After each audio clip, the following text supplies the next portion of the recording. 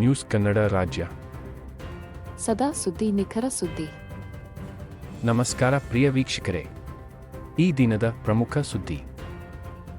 ತಿಂಗಳು 4ನೇ ತಾರೀಕು ಕರ್ನಾಟಕ ಕ್ರಿಕೆಟ್ ಅಸೋಸಿಯೇಷನ್ ಅವರು ಮತ್ತೆ RCB ಅವರು ಕ್ರಿಕೆಟ್ ಪ್ಲೇಯರ್ಸ್ಗೆ RCB ಪ್ಲೇಯರ್ಸ್ಗೆ ಒಂದು ಫೆಲಿಸಿಟೇಷನ್ ಪ್ರೋಗ್ರಾಮ್ ಇಟ್ಕೊಂಡಿದ್ರು.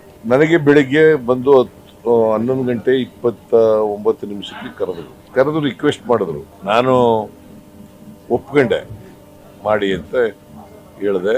ಮತ್ತೆ ಚೀಫ್ ಸೆಕ್ರೆಟರಿನೂ ಫೋನ್ ಮಾಡಿದ್ರು, ನನಗೆ ಮಾಡಿ ಅಂತ ಹೇಳಿದ್ದೆ. ಅದಕ್ಕೆ ಗವರ್ನರ್ ಕೂಡ ಅಟೆಂಡ್ ಮಾಡಿದ್ರು. ಪತ್ರಿಕೆಗಳಲ್ಲೆಲ್ಲ TV ಚಾನೆಲ್ಗಳೆಲ್ಲ ಏನ್ ಪ್ರಚಾರ ಆಗ್ಬಿಟ್ಟಿದೆ ಅಂತಂದ್ರೆ ಗವರ್ನರ್ ಅವರಾಗಿದ್ದೇ ಬಂದಿದ್ರು ಅನ್ನೋ ತರ ಆಗ್ಬಿಟ್ಟಿದೆ. It is not correct. Govindaraju ಅಂತ ನಮ್ಮ ಪೊಲಿಟಿಕಲ್ ಸೆಕ್ರೆಟರಿ ಇದ್ನಲ್ಲ, ಅವರು ಫೋನ್ ಮಾಡಿ ಕೊಟ್ಟರು ನನಗೆ, ಗವರ್ನರ್ ಬರ್ತಾ ಇದ್ದಾರೆ ಅಂತ. ನಾನು ಹೋಗ್ತಾ ಇದ್ದೀನಿ, ನೀವು ಬನ್ನಿ ಅಂತ ಕರೆದೆ. ಸೊ ಗವರ್ನರ್ ಬಂದಿದ್ರು. ಫೆಲಿಸಿಟೇಷನ್ ಪ್ರೋಗ್ರಾಮ್ 20 ನಿಮಿಷದಲ್ಲಿ ಮುಗಿದೋಯ್ತು. ಮಳೆ ಬಂದ್ಬಿಡ್ತು, ಅವರು ಹೊರಟೋದ್ರು, ನಾನು ಮನೆಗೆ ಹೋದೆ. So this is what happened ಅವತ್ತು.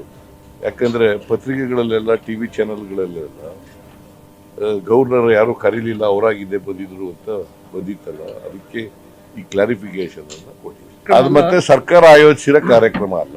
ನನಗೆ ಬೆಳಿಗ್ಗೆ 11:29 ಶಂಕರ್, ಜಯರಾಮ್ ಅವರಿಬ್ರು ಬಂದು ಕರೆದ್ರು. RCB ಅವರು ಯಾರೋ ಗೊತ್ತಿಲ್ಲ ನನಗೆ, ಇವರಿಬ್ರು ಗೊತ್ತಿದ್ದವರು ಕರೆದ್ರು ನನಗೆ. ಅವರು ರಿಕ್ವೆಸ್ಟ್ ಮಾಡಿದ್ರು ಫಂಕ್ಷನ್ಗೆ ಅಟೆಂಡ್ ಮಾಡಿ ಸರ್ ಅಂತ. ನಾನು ಅಟೆಂಡ್ ಮಾಡಿ. ನ್ಯೂಸ್ ಕನ್ನಡ ರಾಜ್ಯ. ಸದಾ ಸುದ್ದಿ, ನಿಖರ ಸುದ್ದಿ.